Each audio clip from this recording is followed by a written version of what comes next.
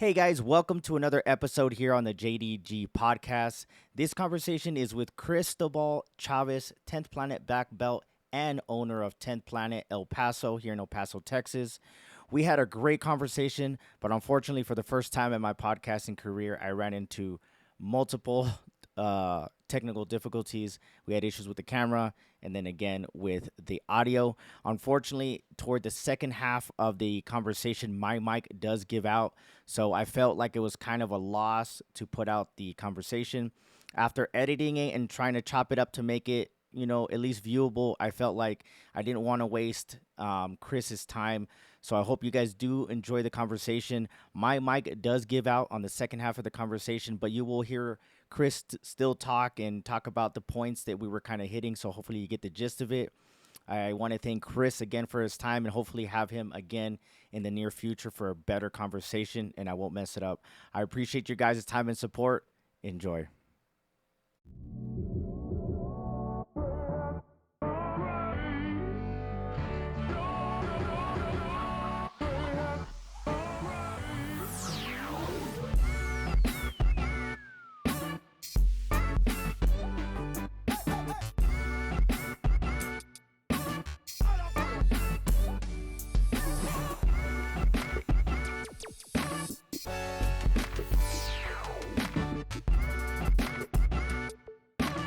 What up, y'all? Welcome back to another conversation here on the Jimmy Dukes Gaming Podcast. I have a fly in my face.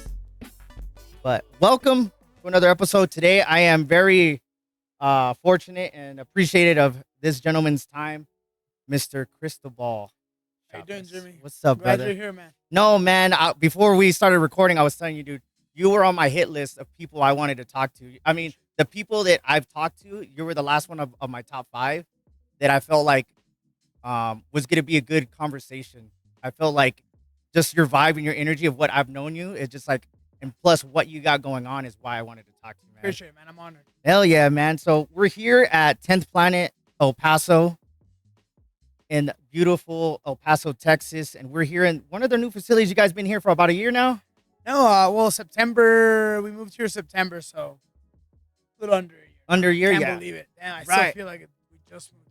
Dude, I know. And I started training I had to go back in 2017.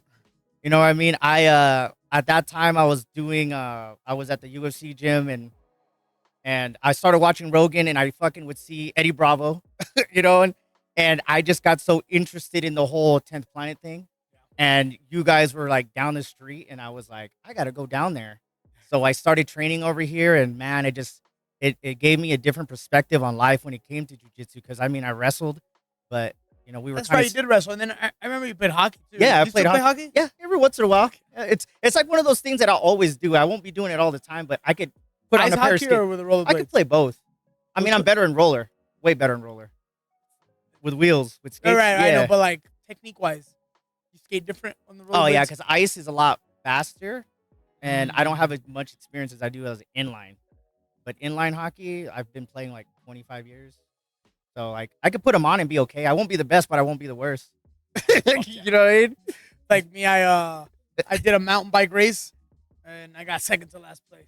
Hey, well, you weren't last though. I wasn't fucking last, bro.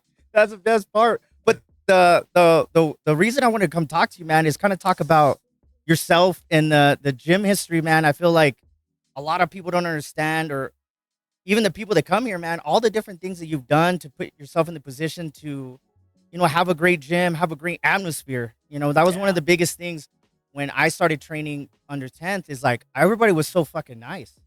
You know what I mean? And then you set the tone because you're leading the pack. Yeah, I feel jiu-jitsu does that in general. Kind of, I let jiu-jitsu kind of,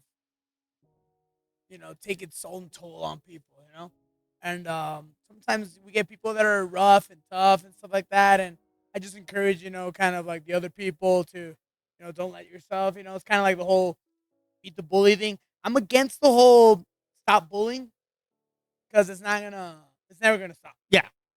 So the way to beat that, in quote unquote, is encourage other people to, stand up for themselves. Yeah. And, be the hero of the movie and be the one that beats the bad guy. Yeah. Kind of thing. And that encouraging that in a lot of people. And I have that Yeah. mindset. It just makes life kind of take its course, and Mm. it weeds out all the bad people out of here. Yeah. We've had bad vibes people, or like people that are going through stuff and they're tough, or they have a different perspective, or they're doing it for the wrong reasons, and just kind of instilling that culture that is healthy to develop kind of the problem solving mentality, the growing as Yeah. individuals, developing that mindset in people of not judging, being humble, and just we're all here. We Yeah. all make mistakes. Just keep going, learn from it. Yeah. Let's be open minded about our mistakes, accept our mistakes. Because it's funny how they say, or it's said a lot that martial arts or jiu-jitsu kills the ego and stuff. But there's a lot of people on the other side of it that their ego is what's made them who they are. Mhm. Like they just double down, and kind of like Conor McGregor. You know what Yeah. I mean? 100% all ego. You know what Yeah. I mean? And since from the second that he opens up his eyes, I Yeah. feel, and that's worked for him. Yeah. But I don't know. Is he that a great individual? Or is that? Cause I don't think that's a persona that he portrays. Like Chael Sonnen, Yeah. tries to be the bad The guy. bad but you guy. can Yeah. tell He's the a super badass. nice guy. Yeah, Yeah. yeah. And I think McGregor really is that person. Yeah. And that's the thing too. Is like when I came here, I had little grappling. I mean, other than wrestling, I had a little bit of jujitsu from where I was at the UFC gym. But coming over here, man, it opened my eyes. Not only were everybody just murdering each other, but everybody was so nice to each other, and everybody was like. One thing I've noticed about jujitsu is everybody's so welcoming, and as long as you're not an asshole, like everybody's generally just trying to get better and learn from each other. Because the whole problem solving thing, like I'll be doing something over and over again and be like, hey, you need to stop doing this because of this, because I keep getting you in that. Instead of like, fuck you, I got you again, got you again, got you And again. it's learning from your mistakes. Yeah. You know what I mean? And when you have ego, you don't learn from your mistakes. You're making an excuse for it. Yeah. Why?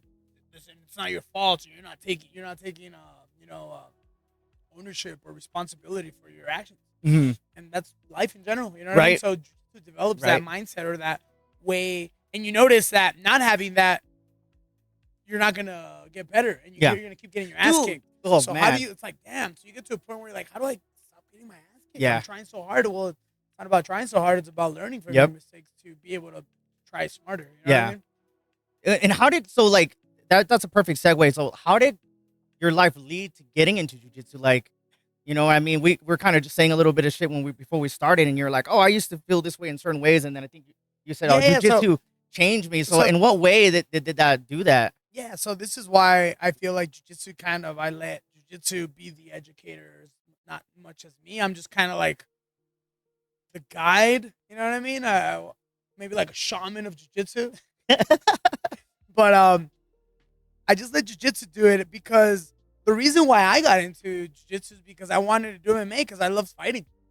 That's like completely the wrong reason to be doing jiu-jitsu, you know what I mean? Yeah. But it changed me completely, as cliche as it may sound. It really changed the way I portrayed life and problems, and I kind of grew up with wanting to physically solve problems, and it's about tactics and strategies a lot more, and knowing that making decisions based off of emotion is what makes you get into deeper trouble and worsen the situation. Uh-huh. When you being rational, keeping a cool mind, and that makes you make the better decision.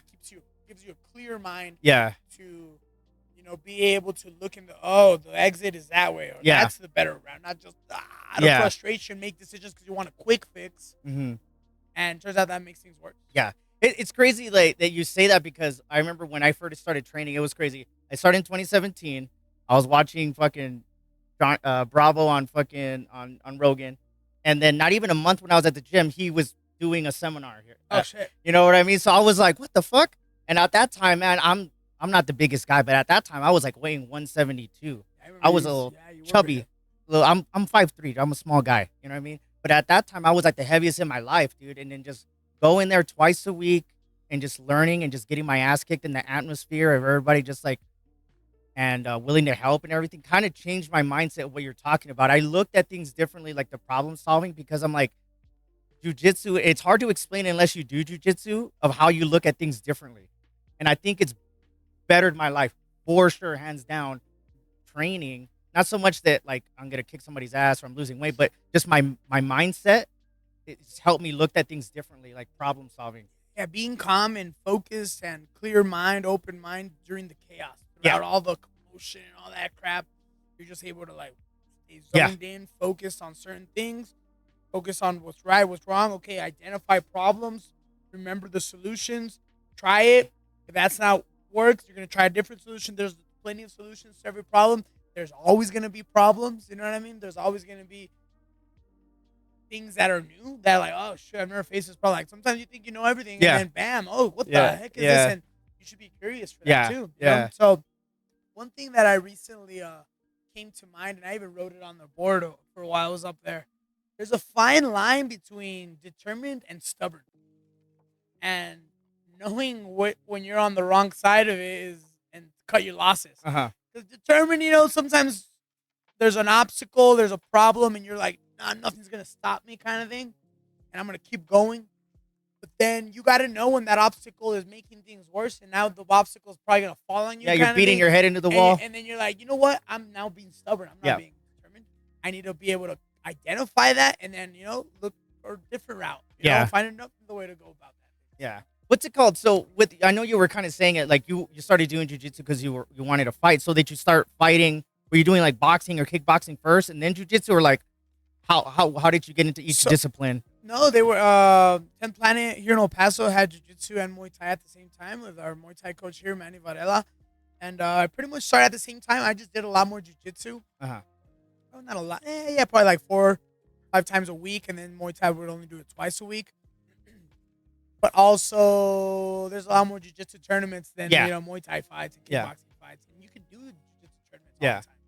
That's the benefit of jiu-jitsu. That's why a jiu-jitsu, let's not even say black belt, just a jiu-jitsu professional athlete or fighter compared to a kickboxing professional or boxing professional.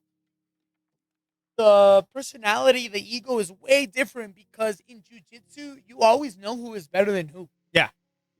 Someone comes in kind of like, peacocking and thinking they're the shit, and then you're like, oh hell yeah, let's see, fine. Oh, he's got some cauliflower here. Let's oh shit, he looks tough. Oh, yeah, you can't just buy he's those. Got some sponsors on his fucking shorts. You know what I mean? I'm gonna try to fuck him up, and then you can go hard as fucking jiu-jitsu, 3-4 rounds. Yeah. Practically every single day. Yeah. And you'll be fine. Yeah. Worst thing that happens, not get knocked out. Yeah, you're not getting knocked out or punched in the head over and over again. again. That in boxing. Yeah. In boxing or MMA sparring, Muay Thai sparring, there's always like, hey, we're just training. Yeah. So you're not really going hard. You're just kind of calm down, Sean Strickland. And, you know what I mean? Maybe Sean Strickland is right, but you know what I mean. So there's always, if you get beat up, you're like, well, it's because I wasn't going hard. You kind of have that little chip on your shoulder of like, oh, like I wasn't really going hard. If it was a real fight, it would be different. I would have fucked you up. But I'm just training right now, bro. What did you? So there's always that ego. No one really knows or proves, or they always kind of have that out of like. You get the humble pie right away. And in jiu-jitsu right away. You could say all you fucking want. You lost to that guy, that little nerdy dude with glasses. And you could act all hard as you want. And that's the thing we were saying a little bit too earlier before we started recording is, I tell people all the time, the most unassuming person will strangle you in a matter of seconds. Yeah, you know what I mean? That's the old school way to look about things or read a person was like, oh shit, he's got that mean face and like, he's probably gonna fuck me up. And then you look at another guy and then he's like nerdy with the glasses. And now jiu-jitsu or probably martial arts in general, the nerds are the scariest guys. Those are the most dangerous guys. The Mikey Musumeci guy. Yeah. Look at that guy. Like autistic probably, right? I'm sure he's. I mean, I want to say, who knows? Maybe not. But yeah, just the way, he's socially awkward, but he looks like a dweeb.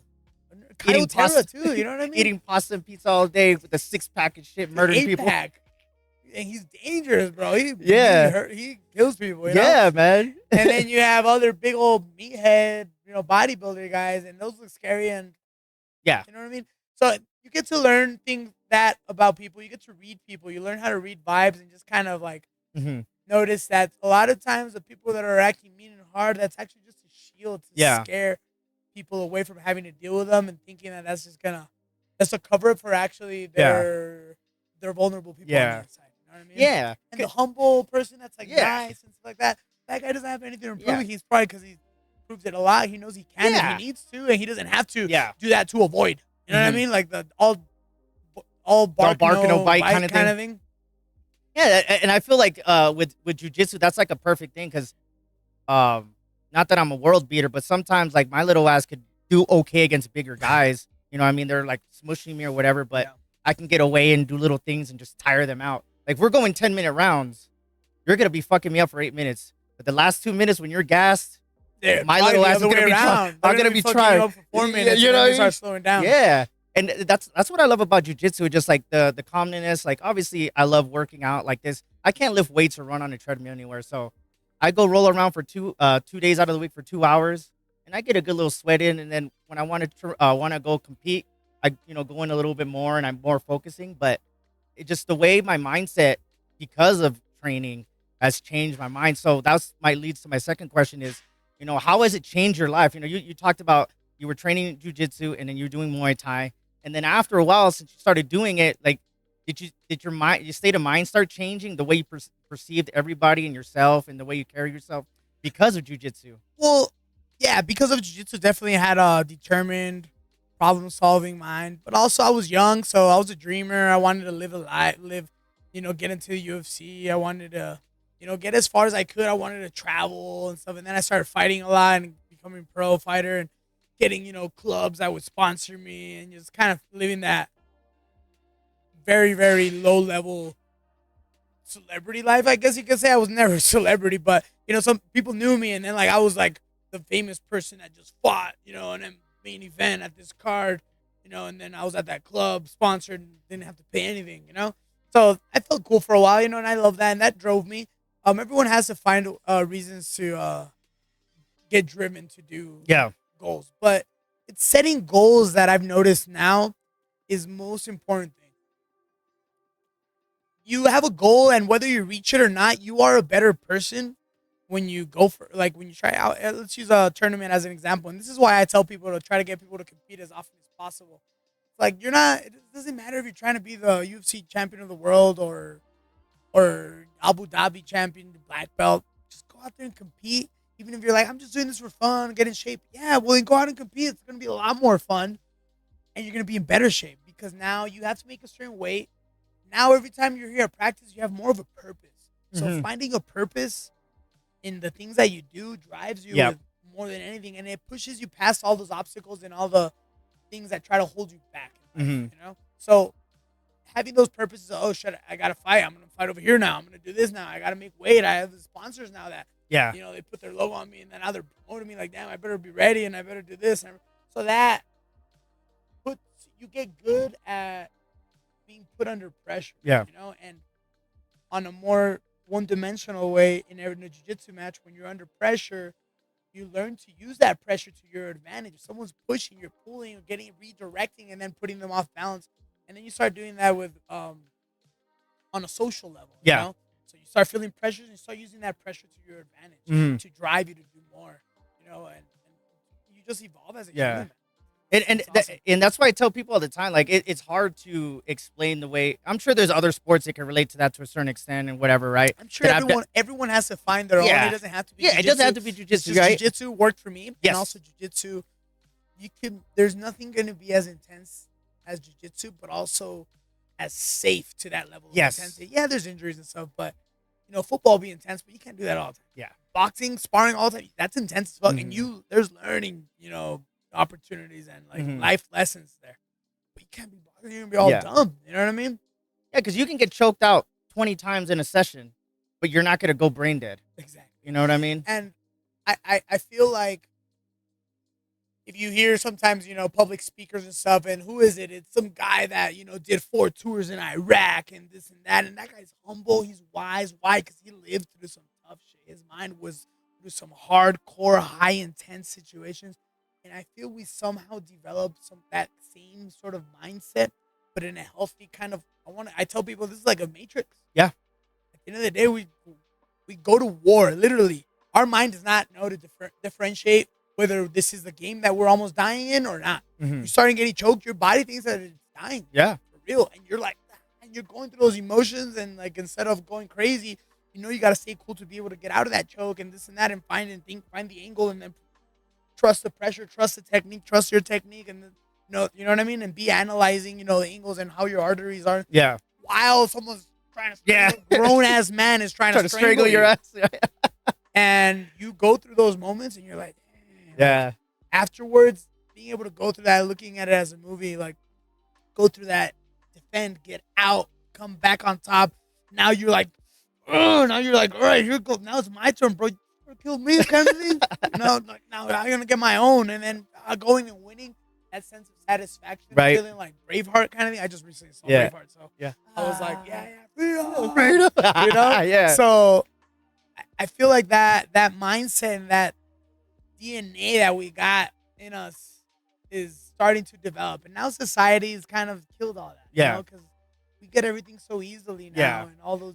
When we were little talk, because we have boys, and like I make them work for like little different things, because everybody raises their kids differently and kind of things, but I want them to understand that not everything just given to you, and you have to work for things, and it's not gonna always go your way.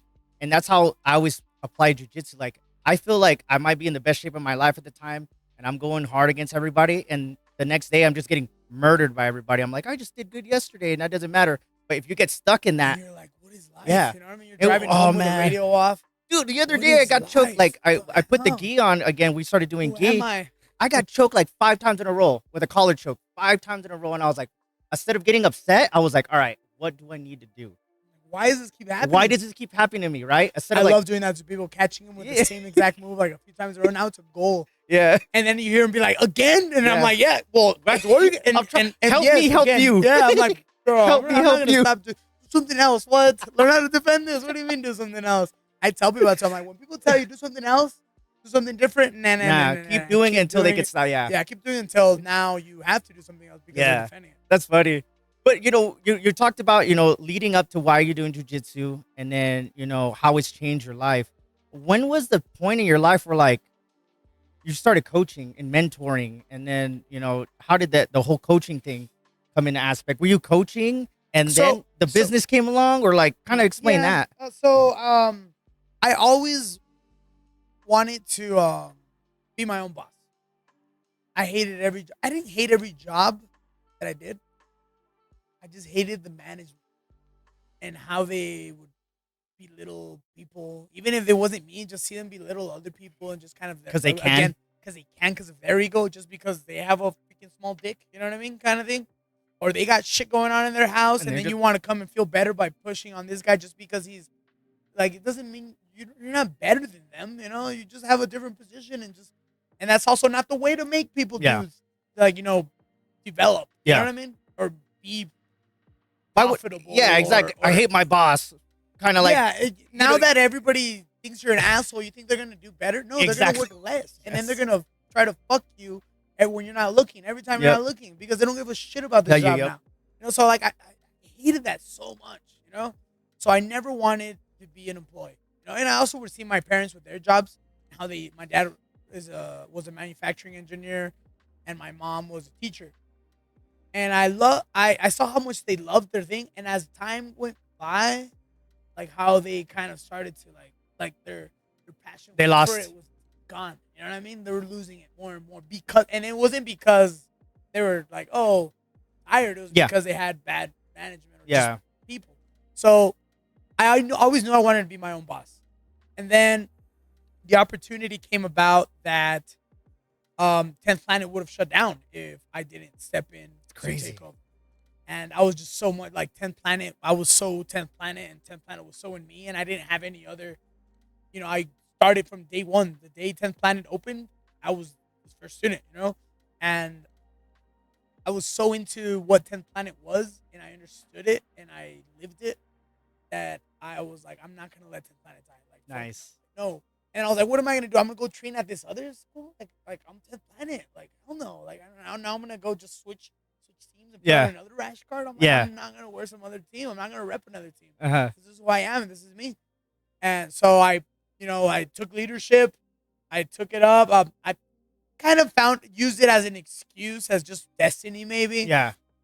I was done with school. I had done 3 years of civil engineering, and then I switched. Once I knew I was like, I'm gonna be my own boss, I switched to accounting. I did like a year and a half of accounting, and then that opportunity came about, and I bought the gym, and then I convinced my parents. I was like, no, I'm gonna have to take this semester off so I could, focus on the business. Once the business is like running smooth, then I'll get back in there. And I knew I was Never. gonna Yeah. get back. Well, that's dope because like, well, destiny or whatever. But the thing is that you were so involved and you believed in the environment and the culture that you, and if you felt like you raising your hand could keep it going, why not? Yes. You know what I mean? And it's years of sacrifice, man, because it was years that, I worked a job from 8 to like 1, 2 p.m., went home, showered, 8, and then came in 5 to 8, 9 p.m. here. You know what I mean?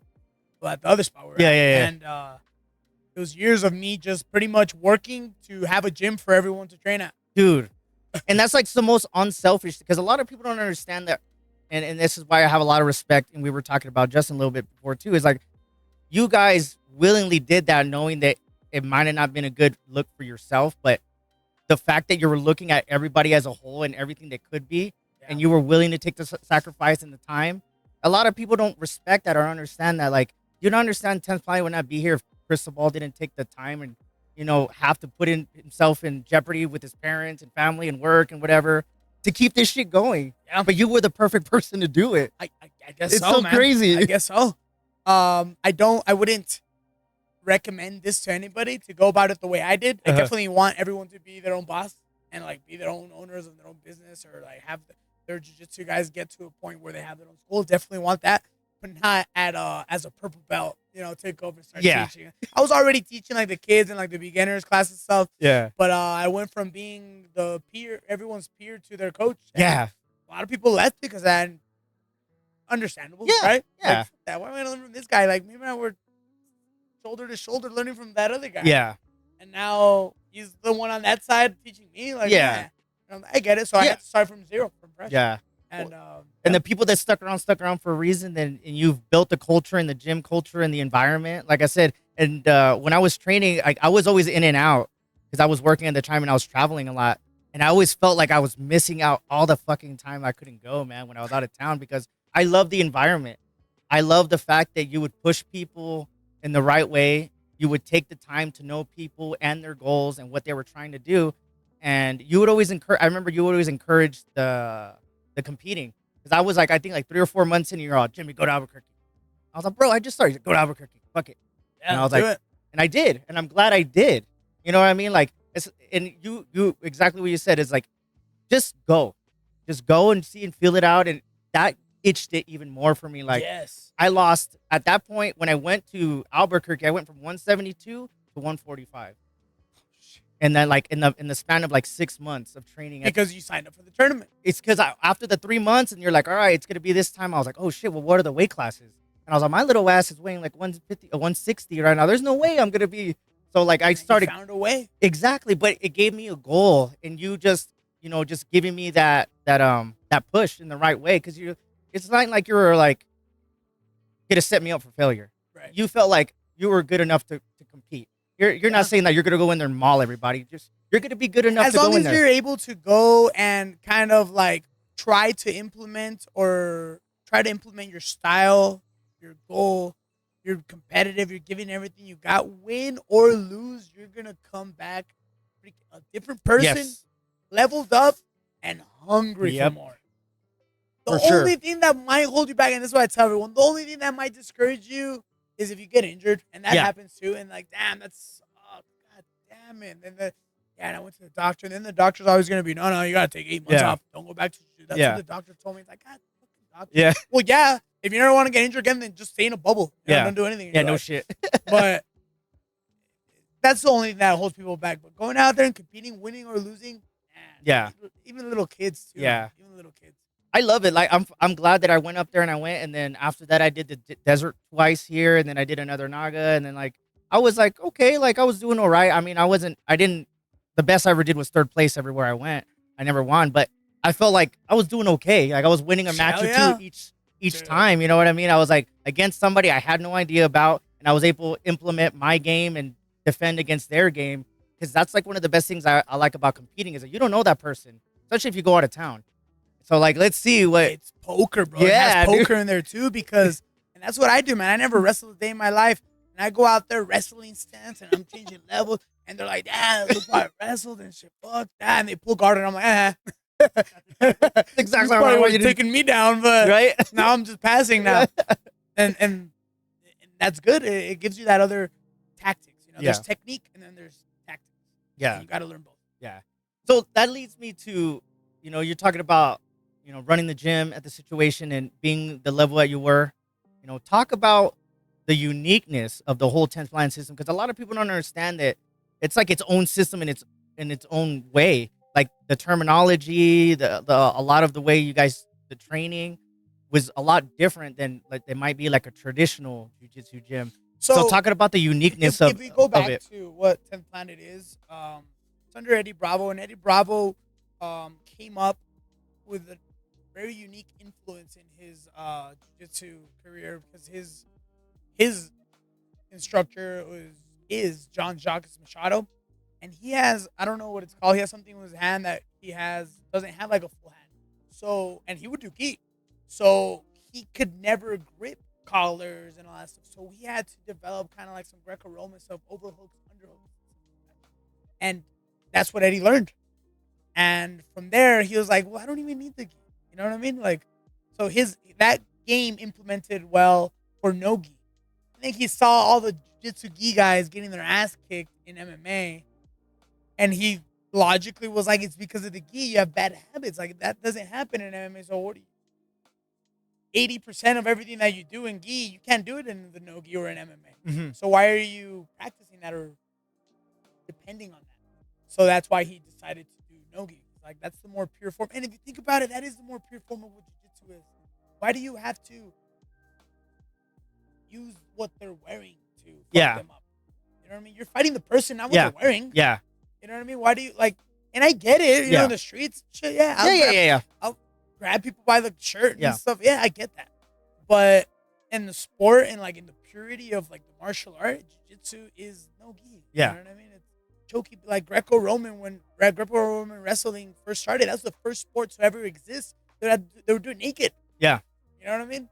Like they didn't have other shit to grab onto or influence and stuff like that. So that's what made it really cool, and that's how the 10th Planet system kind of like was born, with that influence of overhook, underhooking kind of thing, clinch game, clinch based jiu-jitsu.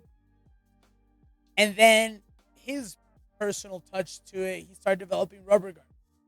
And then the lockdown game, which is I use to this fucking day, dog. I see your videos. And I'm like, dude, I'm like, I learned that because of the man. system. That's the first thing I ever learned too, and that's still my number one go-to thing. Mm-hmm. And it's great to have in the back your like as your base, because when you're on top, you're like, blah, blah, blah, you get swept, you're like locked down. All right, cool. Yeah. Here, I'm gonna sweep you again real quick, and then bam, done. And here I am again. I'm gonna try again.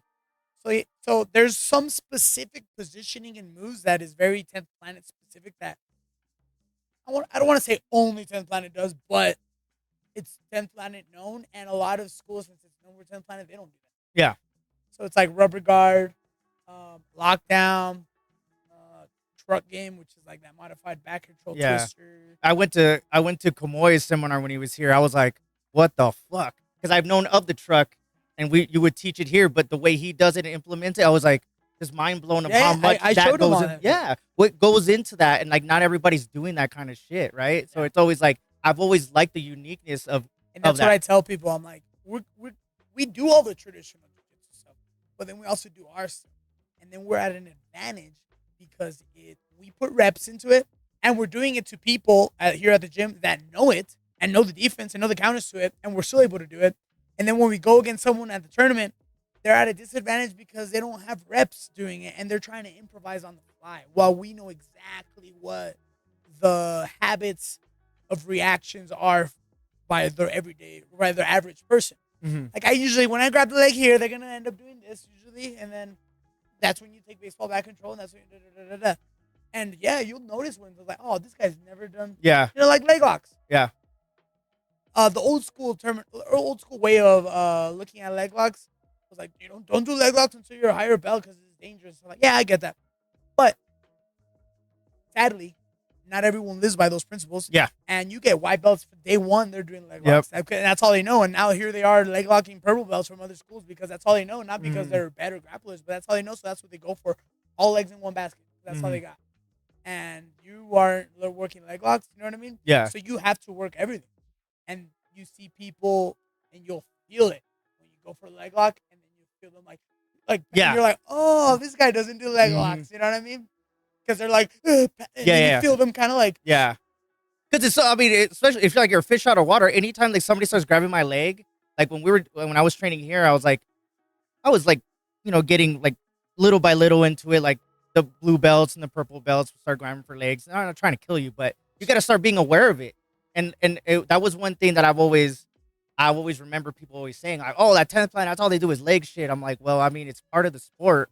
and no, it's not all we do. it- We just do. Yeah, you know what I mean? But implementing game. it early, why not? I guess, as part of the curriculum, you might not be able to do it at every tournament because you can't do heel hooks and whatever levels. But that doesn't mean you can't learn it or know how to defend against it, Yeah, and it's kind of such a, thing. like, yeah, like, it's got to learn all this stuff. And why not be curious about it? Leg locks is such a complex, game of like levers and torque, and it's so once you like start learning, you're like, man, when you're doing it, and you're getting into positioning, leg lock positions, stuff like that, you feel like such a wizard. I Yeah. feel like such a wizard when I'm doing leg locks, and when I'm getting out of leg locks too, when they're like, get your leg turning, ankle, get your knee out, boom, countering stuff, you're like, man, Yeah. I feel like such a badass, and why not? Right?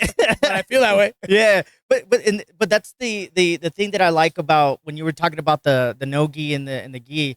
I started training gi more because we do 2 on and 2 off weeks. But now that I've done the gi and you kind of, I wanted to piggyback what you said. I enjoy the gi because I feel like it's more for defense on the street. If somebody gets close to me or holding me, if I can grab a collar and help But you're myself in El defend. Paso, bro. Who wears No, jackets? but I'm just saying, like, as You know a what I mean? shirt or Look at you. How am I gonna grab your collar? Yeah. And But like for 80% of people are wearing shirts like that. to be able to grab something and know about it, I think helps. But as far as like me grappling, I'd rather do no gi. I'd rather no gi. And I mean, I feel like that used to be the argument. Like, it's for self-defense. Yeah. It's better. Like, yeah, maybe if you live in Russia where everyone's always wearing a jacket, like, yeah, fuck it, get good at grabbing. Yeah. And then I get it, the control that you have in well, I gi mean, pants and too. and pants, Yeah. and then like lassoing Yes. around the back, and then, bro, Mhm. bow and arrow choke is my favorite choke, and I do that shit on everybody. Mhm. And it's fun. It's fun to like pass collars from the back, bring it Yeah. to the other side, and then grab it. It's fun. I get love it. I get get It's it. fun. Yeah. I think it's fun enjoy too. it, but I'd rather do no gi. And then that know? argument is not valid. You know what I mean? Because again, going back to MMA, you're depending on stuff, and what happens when they don't have that Yes. collar? Now you're like, oh shit, okay, I'll do this stuff that I'm not that good at. So oh shit, now what should you have been working on? You know what I mean? Something that whether they have a collar or not, I'm still gonna freaking single leg them and then pass and then Americana them from out or something. Yeah. You don't need no collars for that. Yeah. And and that's the thing. It's always people are so against like the no gi. I mean the gi feel or like, vice versa. I just like I like both. I don't. My preference is no gi, obviously, but I have nothing against the gi. But there's some people that are like so traditional gi. They're like, nah, there's no reason to do no gi. Close-mindedness. You know what I mean? And then I tell people that do gi and they get mad kind of at me for this. I think it's funny. I also feel the people that are really about the gi, they like to dress up. They like to put that. Like, dude, even me, bro. When I put my gi on, I'm like, and then like you get it out of an exchange and then you fix it. All right, see, you're laughing because you know what I'm talking about. It fucking looks cool. Yeah, it looks see, cool. Like, you like to play dress up, right? I just like. But And Justin there's says the nothing wrong with pajamas that. and shit. There's nothing wrong with that. Yeah. But just accept it. You know what Yeah. I mean? You like to put that, and then you'll see it in little kids, dude. As soon as they put it on, they even like stand up, like taller. Yeah, check me out. And then it's also like a pissing contest because everyone wears the belt. Yeah. So you know who's who on the hierarchy, Yeah. on the totem pole. Yeah. And then if you're a higher belt, you kind of Yeah. yeah. And that doesn't happen in no game. Yeah. You know what I mean? I like to, sometimes I'll show up. I don't teach the morning class here, and I'll come through to roll, and there was like this new person here, and they were douchey to me. They didn't know, cause I showed up a little late, so the class had already started, and I showed up, regular rash guard, shorts. I was just talking, hanging out, and then they're all kind of like, and then I'm like, oh, this person doesn't know me. I'm like, all right, cool. And they're like, if I would have shown up with a gi, Yeah. Black, they were Oh, like, there's a oh black shit, belt. oh Oh fuck, shit. is Yeah. that the Yeah. black? You know what I mean? Yeah. So I was undercover kind of thing, and I was incognito. So I was They're just a like, oh dude, shit. and they're like, ah, and then I fucked them up, and they're like, dang, what belts are you? I'm like, oh, I'm a black belt. Yeah. Oh, you know what I mean? And It's I don't like to throw it around. Yeah. Yeah, exactly. But that's the thing about too with Nogi too, because when I was traveling, I used to go to I could never find a 10th planet at the places I went. So it always like a place that did Nogi. And once they found out I was a 10th, they would like want to test me right away. Like just because I had the 10th planet logo on my rash card, I That's a felt target. like I was a target. But they're like, oh, we don't like 10th planet people. And I'm like, I think that's old school it's so, now. but that was like seven Back years then. ago. You know what I Yeah, mean? That yeah. was like 7 years ago. But it was so crazy that I felt like me getting introduced to the whole jujitsu world. I was like, damn, this is dope. And then other people that have been doing, and they didn't like that new style, the way that, or just the I stuff. think You know? that's normal in society. Yeah. People don't like change. Yeah, And at first they're gonna be like, "Oh, that sucks, it's dumb, this and that." And then later they'll be like, "You know what? It's not that bad. yeah, Everyone's accepting this. All right, cool. Yeah, I accept it." yeah. It's like, oh, Not the shit. big of a deal and shit. Yeah, yeah. But we talked about the gym, leading up to you coaching and running it, and pulling your hair out and shit. One thing that when I was here too, is you were already doing the desert jiu-jitsu. Let's talk about that, man. I feel like people don't understand that how far that's come and the successful events that you've been putting on over Yeah, and dude, over again. It's a blessing, man. Dude, I love it. I see that from afar because I mean, like I said, we're not the best of friends. We see each other here and there, and it's always casual.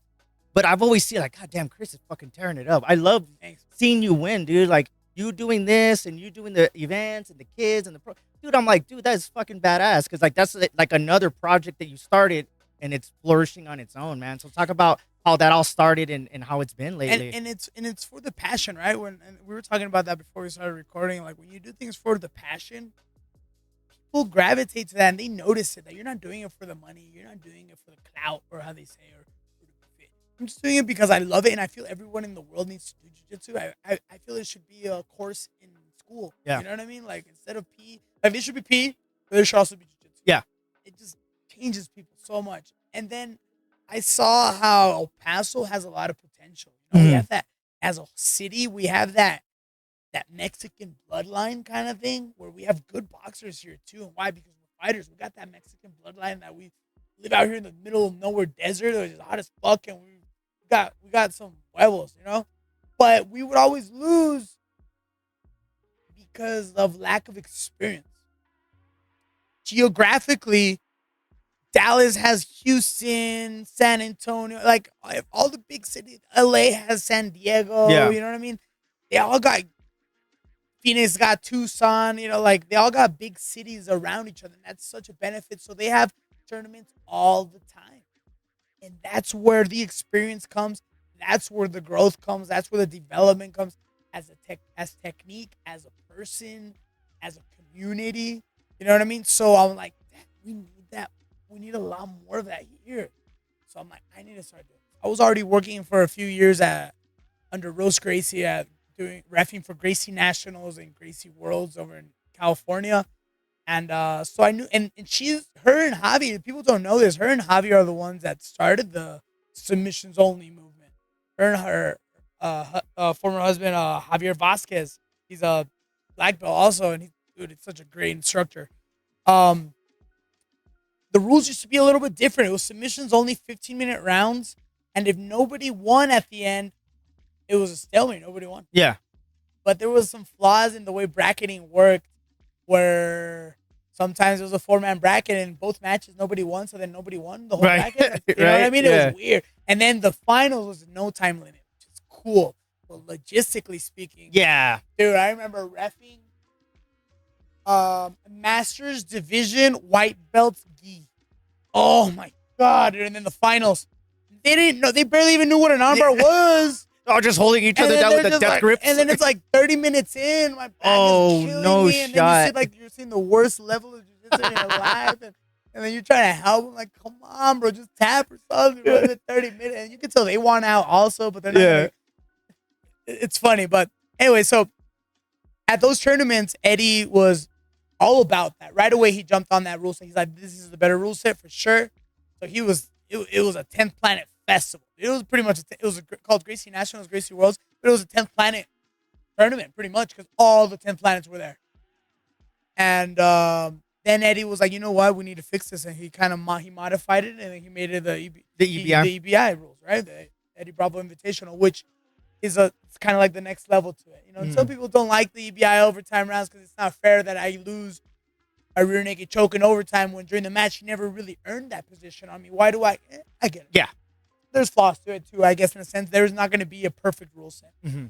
But I feel that's the coolest rule set. Yes. And then the longer rounds is way better. Yeah. Way better than the short 4, 5, 6 minute rounds, especially for the higher belts. Yeah. Because sometimes people don't make mistakes. You got gas tanks. You can go forever. And you don't make mistakes. So, like, how am I going to submit this guy, this black belt, in 3 minutes, 4 minutes? Yeah. What? Like that's, and then so it ends up being like just like a little takedown, control, hold, 40 seconds left. There's 2 minutes left. Hold them.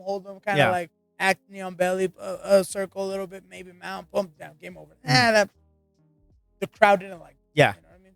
So Eddie was like, we got to make jiu-jitsu for TV. We want it to be badass for TV where it's entertaining. And then submissions only. Yep. Everyone's just gunning for the submission. You get put in a bad position, you're not like, damn it, you already mounted me. You're like, all right, cool, just go for it already. Go for your submission. I'm going to get out. Boom, now I want to counter and this and that. And everybody that, if you don't know jiu-jitsu, you're like, hell yeah. Also, in points tournaments. Dude, that's a whole other thing, too. That's a whole other like there's so many flaws. You Yeah. know what I mean? So in points tournaments, I get it. The points, develop. And I tell my students, I'm like, don't be just, we only do submissions only. Because that also develops a different type of grappler that's not really too worried about the positioning. And then they're always getting swept. And it's like, dude, stop getting swept. I know you want to submit off your back, but stop getting swept. You're on top. That just doesn't make any sense, So points kind of develops, and then passing guard. I get it. But if you go as like someone to support jiu-jitsu because your boyfriend does jiu-jitsu or something like that, if you're watching their match and you can kind of keep track of the points, but they don't really get it, they don't understand. But then as soon as they start looking over here and they look back, they don't know who's winning anymore. And like you don't know. And then that guy, damn it, why did he? Or, well, I guess he lost. I thought he was he was on top at So submissions only. It's like he tapped him out. I get it. Yeah. Oh shit, he got it. Oh fuck. Yeah. And he won by submission. That's it. Yep. So it's a lot more. I like that because of that the rule set, but that's one thing I like around the EBI thing is there's a winner. Winner by submission. There is a slim chance that if you go past those 3 rounds, nobody submits nobody. Everyone's escaping. Then you add up the fastest escape time. You add up the escape times and the fastest one wins. It rarely gets to that, and that's a bitch when it gets to that.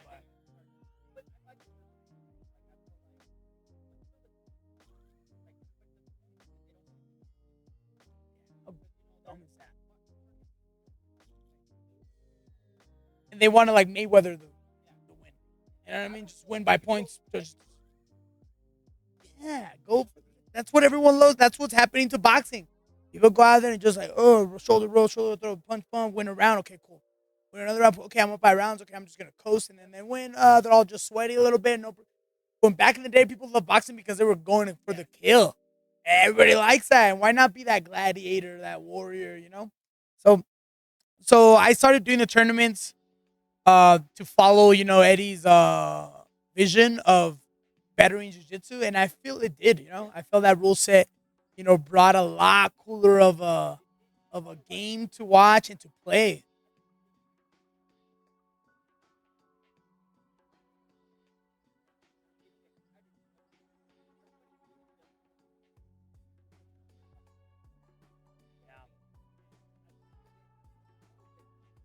And then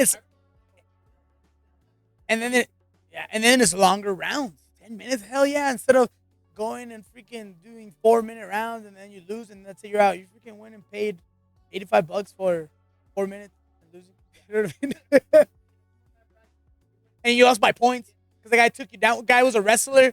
He only wrestled. He's only been doing jiu-jitsu for 4 months. Took you down, controlled you, stood up. You got up and then he took you down again and won 4-0. Damn it. How was that guy winning jiu-jitsu tournament? He didn't even do jiu-jitsu. You know what I mean?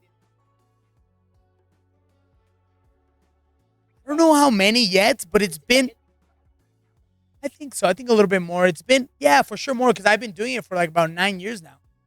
And, it was great, man. We now have, you know, 6 mats, roll out Dollamore mats with the logo in the middle. We got the TVs going, the cameras, and it's freaking awesome, dude. It's freaking awesome.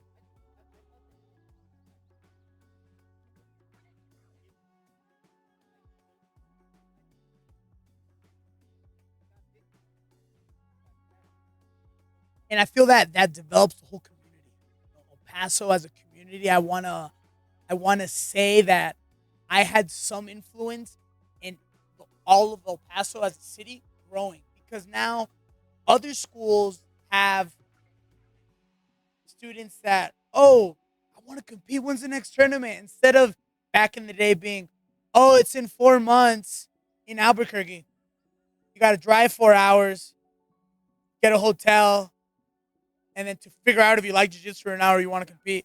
And then, damn, you liked it. Damn, I want to do it. When's the next one? Oh, that's in 8 months in Phoenix. Like, God damn. When they're, oh, and every 2 weeks, they're like, bam, bam. Oh, here at this high school. Over here at that tournament. Over here. Blah, blah, blah. Oh, it's in Phoenix. It's in Tucson. Oh, San Antonio. There's one in Austin, San Antonio. It's like 2 hours, an hour, 45 minutes. Exactly. So now it's like, oh, it's one here over at 10 Planet. It's a big tournament, and it's well. And then another thing about Desert Jiu Jitsu or EBI rules is that you're never mad at the referee, or I don't want to say never, but the chances of you being mad at the referee or the referee having a big influence in the outcome of the match in points tournaments is way higher. You always get those guys. Look, bro, look it. He didn't give me points. He didn't give me points. See, look at, why didn't he give me points? And then I lost by 2 points. Fuck that ref. Or also referees mess up and and then that. And here the referee's just like tap. All right, who's tap? That's it. You're good. You're good. All right, cool. Raise a hand. That's it. That's all they're for. All right, ready? Ready? Go. That's all they're there for. Tap. That's all they do. Oh, no. Time. Okay, EBI overtime. They just set it up. Time. That's all they do. Write down that time. That's it. And then there's less influence by the referee to make a mistake and influence the outcome.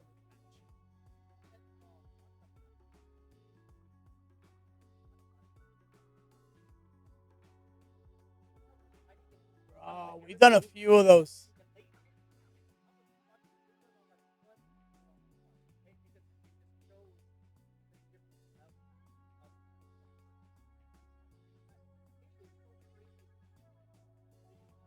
Yeah.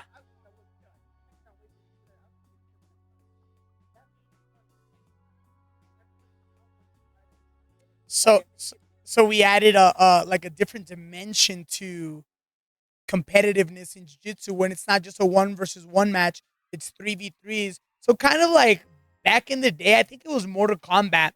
You could pick 3 characters, and then your friend would pick 3 characters, and then your first guys would go against each other, and then whoever lost was out, and then that first guy would go against the second guy now, and then whoever lost was out. Sometimes the first guy's all tired, but he's going the second, so it just adds some more drama to it. And then also tactics wise, as a team, you pick who goes first, who goes second, who goes third, and then also it's like the weight limit, so it's 500 pounds between all three, so you kind of choose how you want. And then you got a little guy that's like 125, but he's strong as hell, and then you fuck yeah, that's gonna let us get that big guy.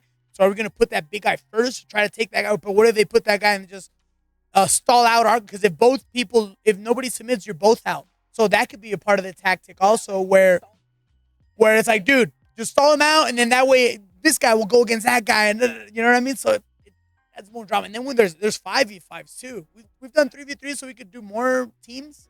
But there's some where it's 5 versus 5. 10 Planet does those, like we've done those. They call it 10 Planet duels, and then each 10 Planet school would bring like a squad of brown belts and under of 5 guys. I don't remember the weight limit, and yeah, same thing, but it's five person, and it just adds more tactics and drama of who you pick first. And it's freaking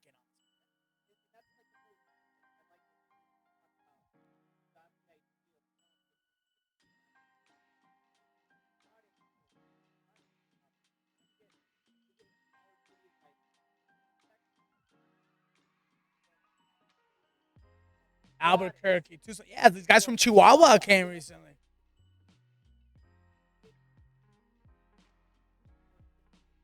geographically, we're also in the middle of. We're 4 hours from Tucson, 4 hours from Albuquerque, about 3.5, 4 hours from Odessa, and then about 4 hours from Chihuahua, and then we got Juarez. Juarez is like 2.5 million people. It's way bigger than El Paso. Their community, their martial arts community is not very jiu-jitsu oriented yet, but we already did our first desert jiu-jitsu in Juarez, and dude, everybody loved it. And it's gonna start building people. Dude, Mexicans got fighting in them. They got some Aztec warrior genes in them. So they're only getting better and better and better, man. And so we get like a different little mix of people that is very unique to El Paso.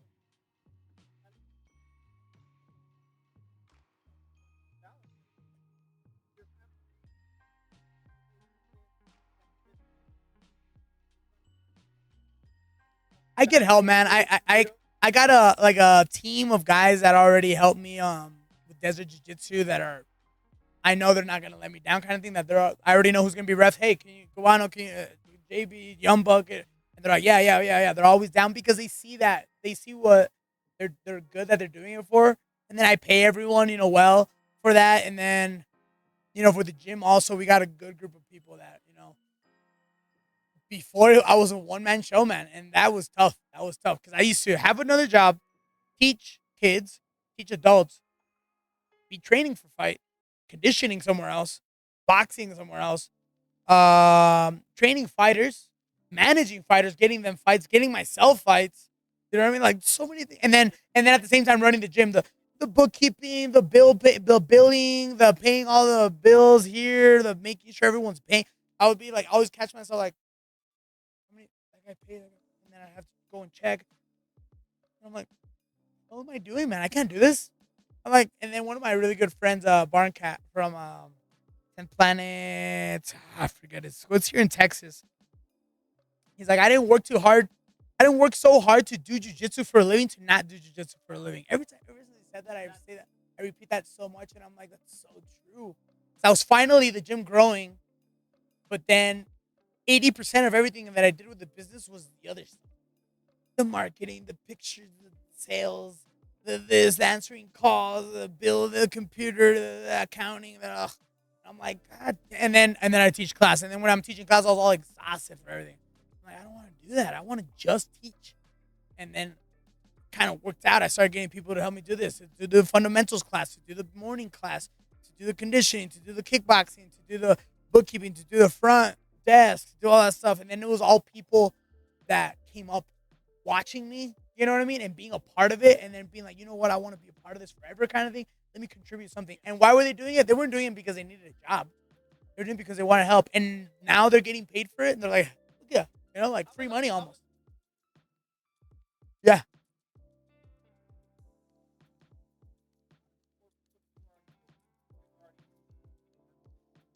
Yeah. Now they got leadership positions.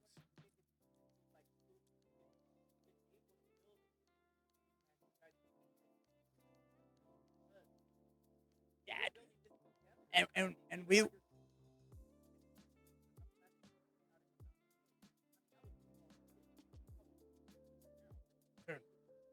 I was growing and learning.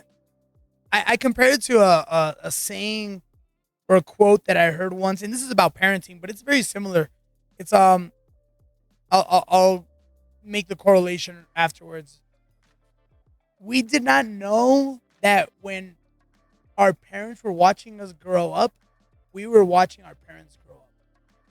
And that to me, when I read that, I was like, that's true. 'Cause I remember I didn't know what the hell I was doing when I was parenting my kids, and I was learning how to clean diapers and feed them and burp them and do this, and like, oh shit, they get this. Oh, I need a medicine, and like, ah, crap. And now I got to do this. Nah, damn it, this, that. I was learning how to do this. And they were like super dependent on me. And I was the guy that had it all. I still am the guy that has the answers to all the questions. And they don't know that they're watching me. And because of them, I am who I am. I am who I am. So the same thing now as the gym leader kind of thing. I was trying to make everything work while they were kind of dependent on me as looking at me as the leader. And they still see me as the leader.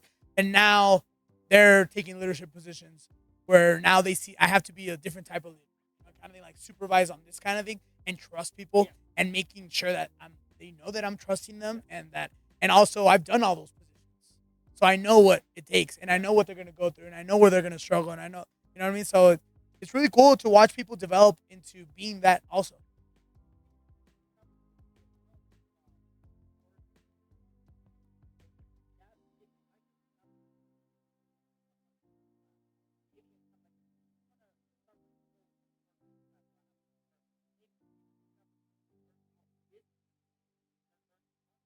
Yeah, yeah. And that's something that I'm learning and barely developing into like a good, satisfactory, leader, because I learned from my mistakes. I had bad leadership decisions, or the lack of making decisions. There's three things. There's good decisions, but there's making the right decision, making the wrong decision, but also not making a decision at all is also, a lot of times the wrong decision, because you try to sweep it under the rug, and that problem was still there, and it made it grow instead of you. Exactly. And the lack of making a decision because you didn't want to make the wrong one is also a wrong decision. You know what I mean? Where you should have made the decision, and if you would have made the wrong one, you would have fixed it. And yeah, I went to a seminar or whatever speech of Gary Vee. I used to follow Gary Vee a lot, and it's one of the things that he helped me um make a decision. I was like, I needed for sure a front desk person because I couldn't be walking off the mat to talk to someone that just showed up. And people are like, hey Chris, someone's at the front. I'm over here teaching, and I'm like, God damn it. So I was like, who do I hire? Do I hire a salesperson and teach them how to sell jujitsu? But I was like, because no one could sell jujitsu like I can sell. So I was like, do I hire a salesperson and teach them how to sell jujitsu and what jujitsu is all about? Or do I hire a jujitsu person and teach them how to sell? And he's like, it doesn't fucking matter. Just pick one already. He's like, and guess what? If it doesn't work, you fire the fucker and you get the next one. And you move on to the next one. And you move on to the next one. He's like, I could tell that you've been thinking about this so long that you would have probably been on your third person already. And I'm like, fuck, he's right. I already know that. But it's true. And the lack of making the decision was the wrong decision. And I probably lost on sales or growth. I could have been growing and developing a lot. And I would have been learning also as a supervisor how, I should never hire someone like that again. Or don't hire someone based on this anymore. And make sure to watch that and nip that in the butt right away. And making sure that that doesn't happen again, or address that right away, or also look for that works. That kind of person, instead of thinking that it's this, they're actually, that's going to be good. You could work with that.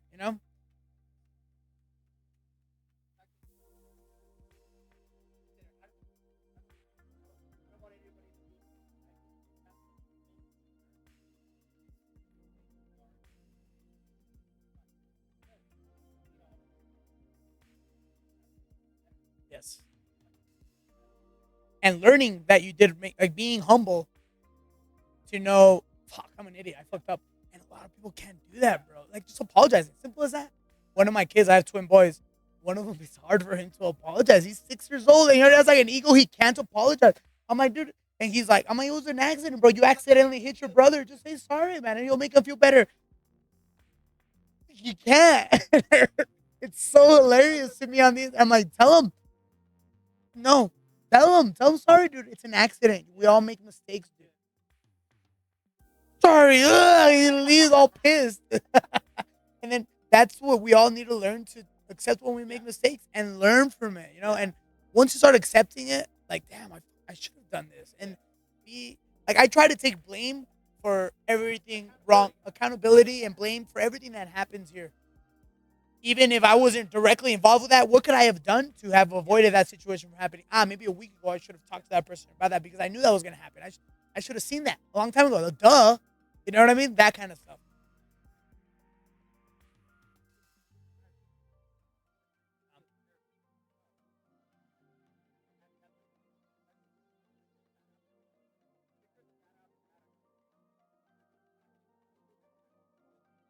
I got to deal with it.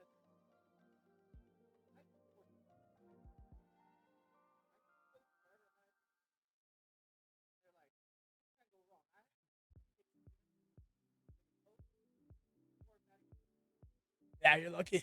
And if you would have had a bad coach, you could have found a way to learn from that.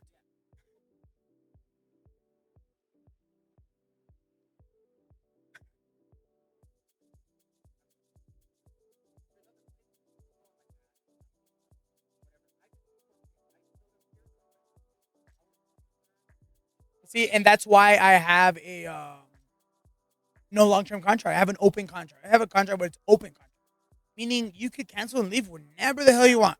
Open door policy. If you like it here, stay. If you don't like it or you think you don't like it, you can go and try another gym. And I'm gonna see you at tournaments wearing that other shirt. And I'm gonna come and say hi to you and be like, dude, hell yeah, I'm glad you're still doing jiu-jitsu. That's all I'm happy. And you're doing it there. Okay, bro, that works for you. Cool. And a lot of times people come back and they're like, can I come back? Bro, of course. Come in. What the hell? See you tomorrow. See you today. Come today, bro. It's fucking gonna be badass.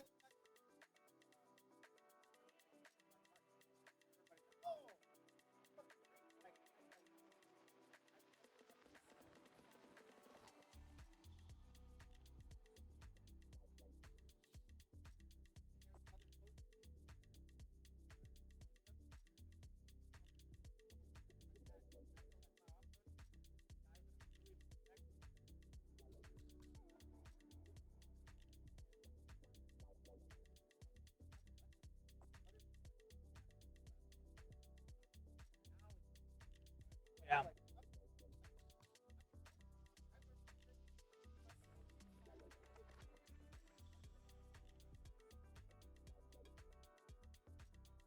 Blue beltitis. Ah, here we go.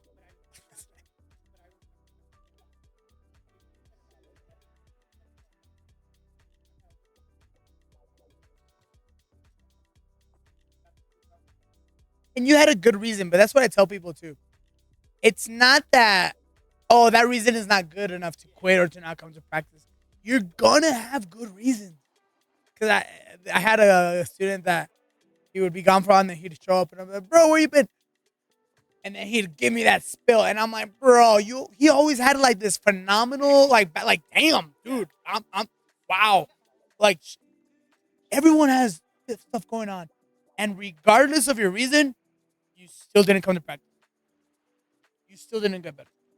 And everyone has shit going on. I've a family, this bad stuff, this bad stuff. Everyone's got bad shit going on all the freaking time. And you still didn't come to practice. You still gotta come. And if you didn't come this time, you should have came in the morning. You should have doubled up that other day. You should have gone to the open mat. At least. At least you're going to open mats. You know what I mean? And people's always, and then you tell them that, and they're like, well, it's because, and then, oh my God, okay, well, you have a reason for everything. So then don't do anything.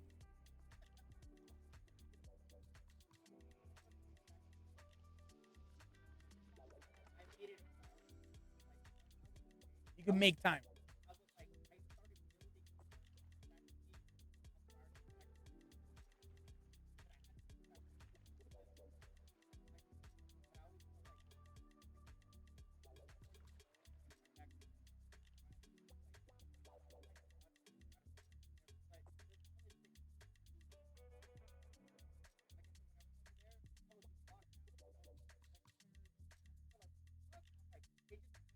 You're like, oh yeah, I did do this. Yeah. It's like when you hear a song 10 years later and then you know the words to it. You're like, oh shit, I knew the words. I still know. How is that shit still in there? I forgot about this song.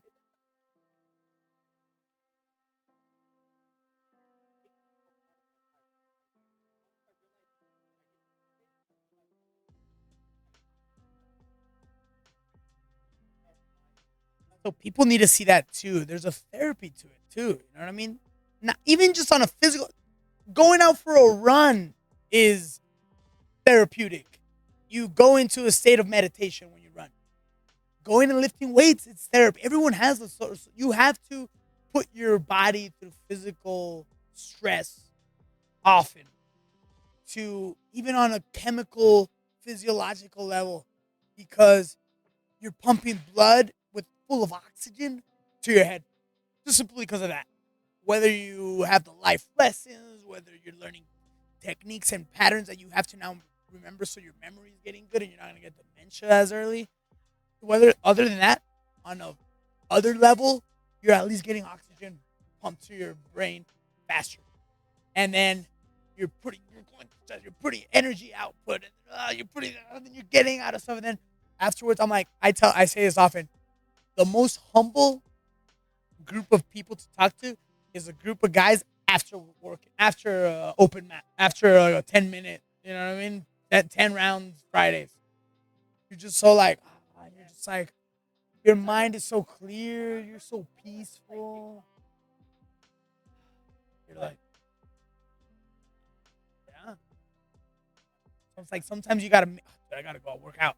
I gotta go do. Sometimes I'm here every day, and even though I'm here, sometimes I'm too caught up teaching, too caught up doing other stuff, or I teach and stuff like that. And then by the time it gets time to roll, everyone's already hot and working at it. I'm like, it's an even number of guys I wasn't able to jump in. And then once I'm going to jump in, they're 3 rounds in. I'm cold as hell. I'm like, I'm not going to jump in. I'm going to get hurt. I kind of don't want to either.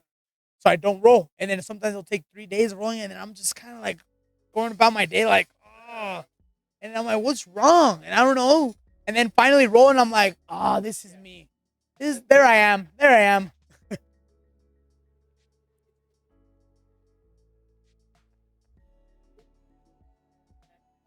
Jiu-jitsu's even good for that antibodies, bro. During the COVID era, none of our guys got drastically sick.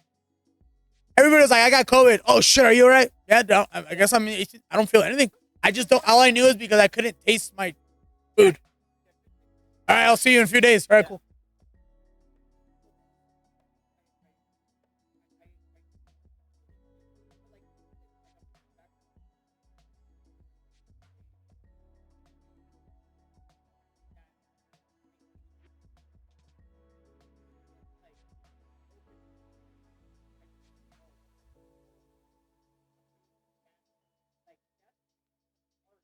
And then like the shit talking, and then kind of having to back it up, and I look at it a lot of times also like on open mats and stuff, like kind of like those like when they depict this in pictures like in downtown, and then like all these basketball courts and everyone dunking on each other and playing hard. I'm like, when you come to practice, go hard. I get it. You're not gonna compete yet, or you're tired. Go freaking hard, dude. As hard as you can. Try to kill each other as much as possible. Don't be the one like, hey, why are you going so hard? Like, don't be a bitch. Just go. And then afterwards, fist bump, whatever. Move on. Yeah. And then also, you're gonna go hard on that guy? I bet you're not. You know what I mean? And then, what happened? You're going hard on that guy, and then you get the mat enforcer that comes and just kind of chills you out and stuff like that.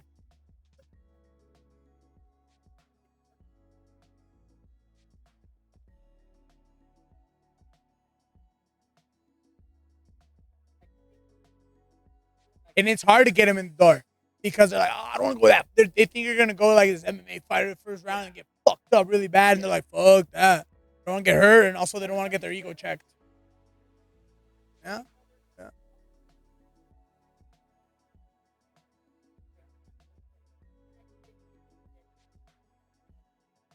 Tap out.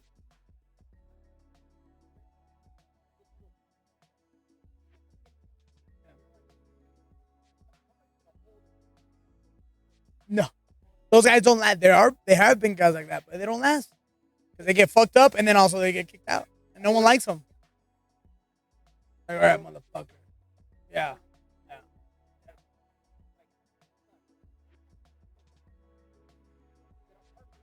And you need those bad guys too, because you're like, that's a fucking bad guy. So it's like now I have a reason to be an asshole. Like, you're an asshole guy. This is how you roll. This is how you roll. All right, cool. Prison rules, got it. Yeah, and I know. And then fuck them up bad. Someone's always gonna come and fuck you up.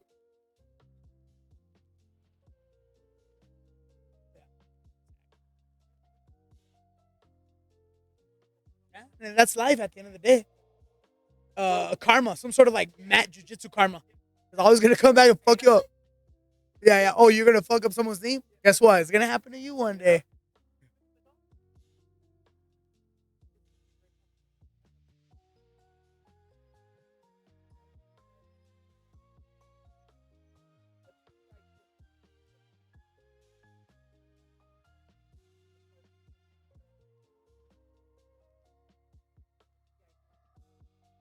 I love the gym. I wouldn't change anything. Just whatever it's the route that it's going. I'm just focusing more on the quality of that I'm giving to everybody here.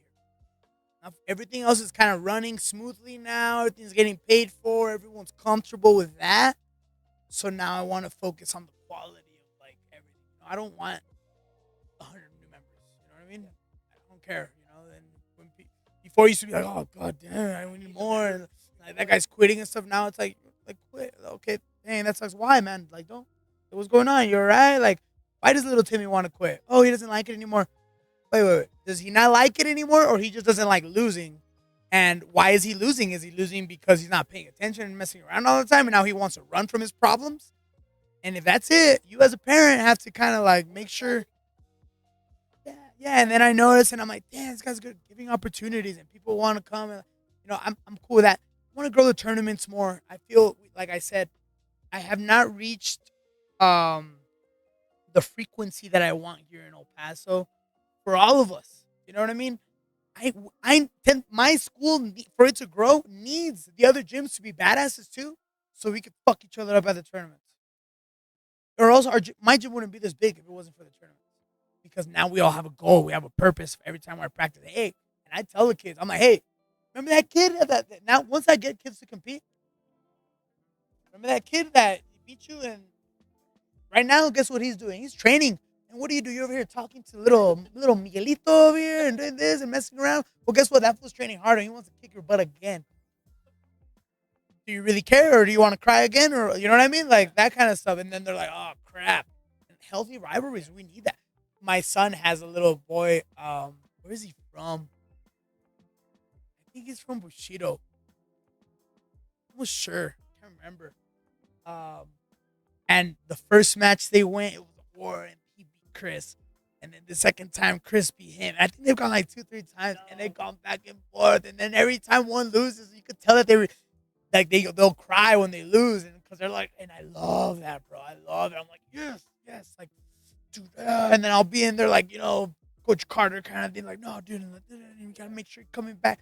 And then I remember I see him, my son's bracket the time before that he had beat him. And I'm like, oh, yeah, he's inspired. I'm like, hey, Chris, remember that kid? And then he'll be like, oh, here, man. And he'll like, yeah? And I'm like, he's in your bracket again. He wants to beat you again.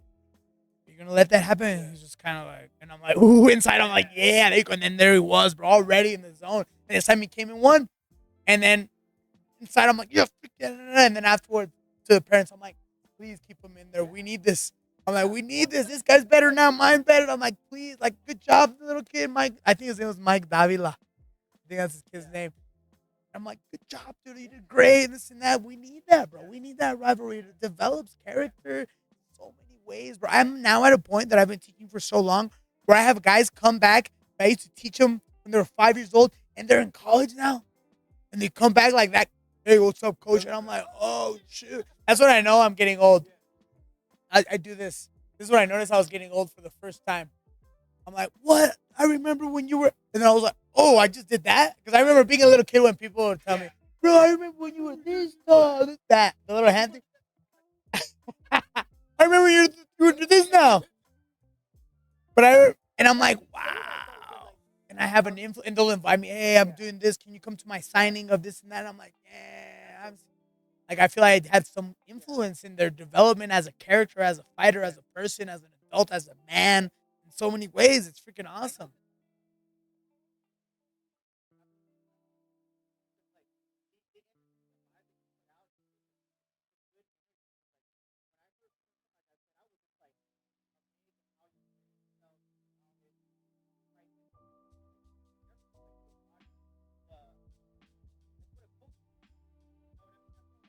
Eligible, you.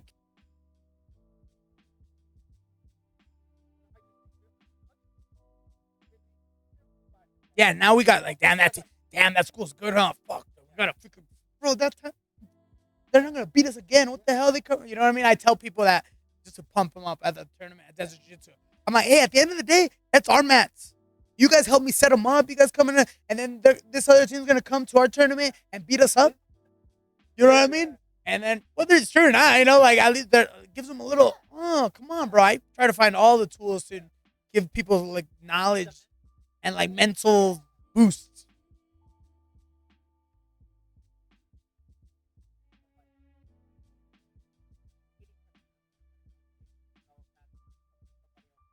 You go through hardship, and you have to face hardship. A lot of kids,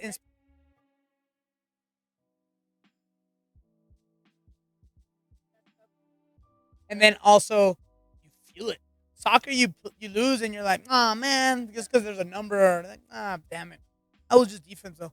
Here you lose, and you got choked out. Your arm is like, oh god, almost ripped my arm off. I got beat for real. You feel that. So when it's coming again, you're like, no, you don't want that. You're fighting it now with a purpose and with tactics and technique. And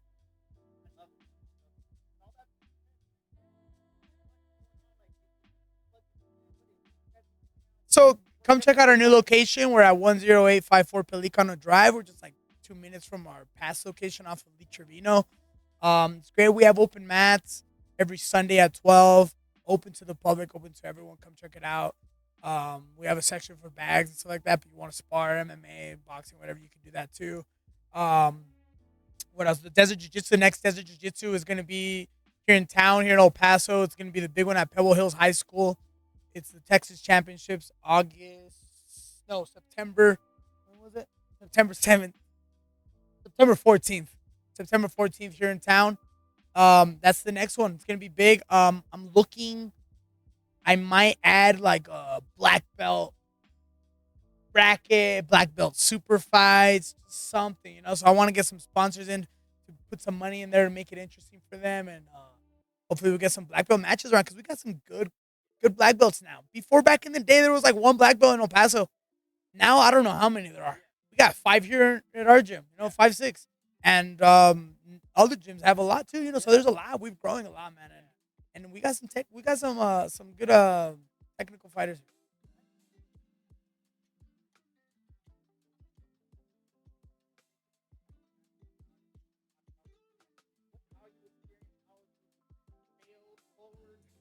Yeah, exactly. Well, that's life, man. We're always gonna have shit that sucks. You know,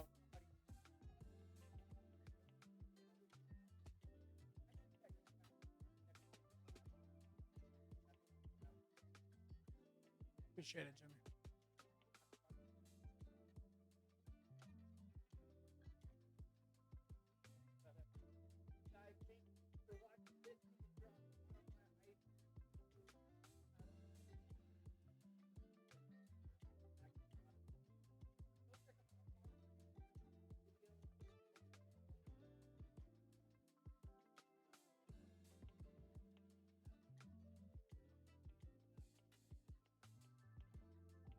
Thank you, Jimmy. Thank you for having me.